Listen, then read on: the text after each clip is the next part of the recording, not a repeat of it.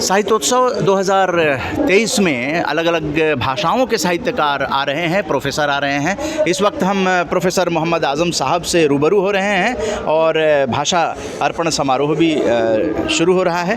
तो हम exclusive RJS positive media बातचीत करना चाहती है प्रोफेसर मोहम्मद आज़म साहब से कि बताएं आज भाषाओं को लेकर, ख़ास करके मराठी भाषा को लेकर आप क्या कहना चाहेंगे। सही आपने बिल्कुल सही प्रश्न उठाया। तो मेरा संबंध मराठी भाषा से है, इसलिए मैं मराठी भाषा को परिप्रेक्ष्य में रखते हुए उतनी ही बात कहूँगा ताकि विषयांतर न हो सके। मराठी भाषा ये वैसे तो देखिए ये लगभग 600 साल पहले की है, यानी इसका जन्म जो है 600 साल पहले हो चुका है। और इसके जन्म के संदर्भ में जो है प्रवाद है, मतभेद है। खैर हमें उस मतभेद में जाना नहीं है। उसको दरकिनार रखते हुए इतना का अमृतानुभव जो मराठी ज्ञानेश्वरी का दूसरा नाम भी है, तो ये उसका प्रमुख ग्रंथ माना जाता है। और ये प्रमुख ग्रंथ ही नहीं है बल्कि ये क्लासिकल ग्रंथ है और जिसकी मान्यता बहुत बड़ी है। और इस ग्रंथ ने ही मराठी को क्रांतिकारी रूप अर्पण किया।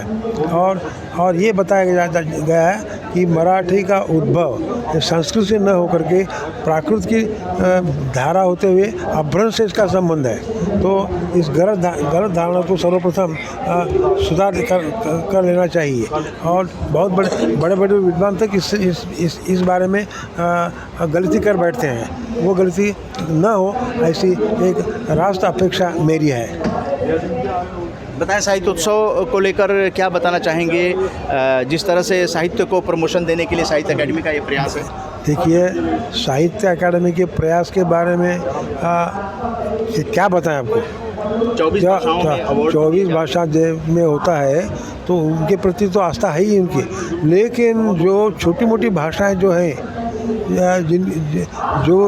जिनका कोई किसी ने सम्मान नहीं किया है, तो बोलियां जो हैं उन बोलियों के पर भी साहित्य अकादमी की नज़र है और उनको चुन करके उनको वो प्रमुख धारा में ला रहे हैं। ये बड़े गौरव की बात है। और साहित्य अकादमी की ये अभिमानास्पद बात है। तो ये इसके लिए मैं साहित्य अकादमी को जो है उनका मनपूर्वक आभार करना चाहता हूँ। और उनके जो सचिव डॉक्टर के श्रीनिवास राव और अभी भी हाल ही में आज कल ही डॉक्टर माधव कौशिक जी और उपाध्यक्ष नाम उनका नाम उपाध्यक्ष मैडम जिनका अभी नाम मुझे याद नहीं आ रहा, तो वह इन दोनों का मैं धन्यवाद करता हूं कि आगे ये परंपरा वो आगे अत्यंत सुचारू रूप से। आज़ादी का अमृत महोत्सव के दरमियान ये साहित्योत्सव हो रहा है, तो मराठी साहित्यकारों का आज़ादी के आंदोलन में योगदान पर कुछ प्रकाश। हाँ बिल्कुल। देखिए प्रत्येक भाषा के कोई न कोई साहित्यकार जो है राष्ट्र की उन्नति में जुड़ा हुआ है। राष्ट्र की उन्नति में जो है स्वतंत्रता संग्राम ये बहुत बड़ी भूमिका बजाता है। तो इस भूमिका को लेकर प्रत्येक 24 या 25 जो संविधान मान्यता प्राप्त भाषाएं उनमें निर्माण हुए हैं।